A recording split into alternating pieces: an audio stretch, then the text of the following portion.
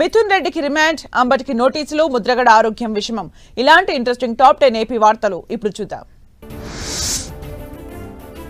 AP liquor scam కేసులో MP Mithun రెడ్డికి ACB court remand విధించింది. సిట్ వాదనలు విన్న ఏసీబీ కోర్టు మిథున్ రెడ్డికి ఆగస్టు 1 వరకు జ్యుడిషియల్ రిమాండ్ విధించింది. మిథున్ రెడ్డిని రాజమండ్రి సెంట్రల్ జైలుకు తరలించారు సిట్ అధికారులు. వైసీపీ ఎంపీ మిథున్ రెడ్డి అరెస్టును ఖండిస్తూ అనంతపురంలో వైసీపీ నాయకులు పెద్ద ఎత్తున నిరసన కార్యక్రమం చేపట్టారు. నగరంలోని అంబేద్కర్ విగ్రహం వద్ద ప్రభుత్వానికి వ్యతిరేకంగా నినాదాలు చేస్తూ నిరసన వ్యక్తం చేశారు. మాజీ మంత్రి అంబటి రాంబాబుకు సత్తెనపల్లి పోలీసులు నోటీసులు జారీ చేశారు. గుంటూరులోని అంబటి ఆఫీస్కు వచ్చిన పోలీసులు నోటీసులు ఇచ్చారు. జగన్ రెంటపాల పర్యటన సందర్భంగా అంబటిపై సత్తెనపల్లి రూరల్ పిఎస్లో కేసు నమోదైంది. నెల 21న విచారణకు అంబటి హాజరు కావాల్సిందిగా నోటీసుల్లో పోలీసులు పేర్కొన్నారు.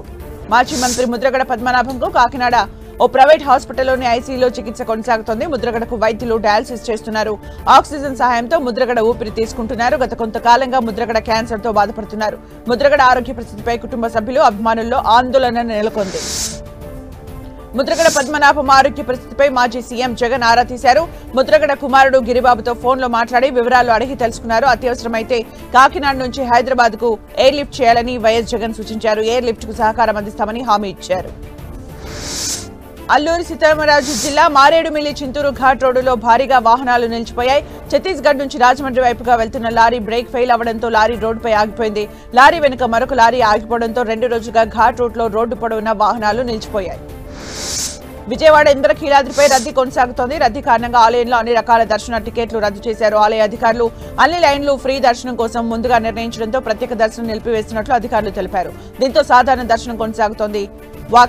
వాకీటాకీతో సాయంతో సిబ్బందిని ఎప్పటికప్పుడు అప్రమత్తం చేస్తున్నారు. శ్రీశైలం జలాశయానికి వరద ప్రవాహం స్థిరంగా కొనసాగుతోంది. జూరాల, సుంకేశ్ల నుంచి శ్రీశైలానికి 1,56,516 క్యూసెక్లు చేరుతోంది. శ్రీశైలం నుంచి అవుట్ఫ్లో 87,525 క్యూసెక్లు. పోతిరెడ్డిపాడు హెడ్ రెగ్యులేటరీ నుంచి 20,000 క్యూసెక్లు. ఎడమగట్టు విద్యుత్ కేంద్రం నుంచి 35,315 క్యూసెక్లు. కుడిగట్టు విద్యుత్ కేంద్రం నుంచి 32,000 క్యూసెక్ల నీటిని విడుదల చేస్తున్నారు. ఏపీలో బీజేపీ పార్టీ బలోపేతానికి ప్రతి ఒక్కరూ కృషి చేయాలని కేంద్ర మంత్రి భూపతిరాజు శ్రీనివాస వర్మ సూచించారు. రాష్ట్రంలో బూత్ స్థాయి నుంచి పార్టీ బలోపేతం జరగాలన్నారు. పశ్చిమ గోదావరి జిల్లా బీజేపీ కార్యవర్గ సమావేశంలో పాల్గొన్న ఆయన పార్టీ బలోపేతానికి కేంద్రం నుంచి పూర్తి సహకారం ఉంటుందన్నారు. రాష్ట్రంలో డబుల్ ఇంజన్ సర్కార్ పాలనలో అభివృద్ధి, సంక్షేమ పథకాలు వేగంగా అమలవుతున్నాయన్నారు. జగన్ హయాంలో ఏపీలో జరిగిన మద్యం కుంభకోణంపై పార్లమెంటు వేదికగా గలం విప్పుతామని టీడీపీ ఎంపీ లావు శ్రీకృష్ణదేవరాయలు తెలిపారు. సోమవారం నుంచి పార్లమెంటు సమావేశాలు ప్రారంభమవుతున్న వేళ కేంద్ర ప్రభుత్వం ఆధ్వర్యంలో జరిగిన అఖిలపక్ష సమావేశంలో ఆయన పాల్గొన్నారు.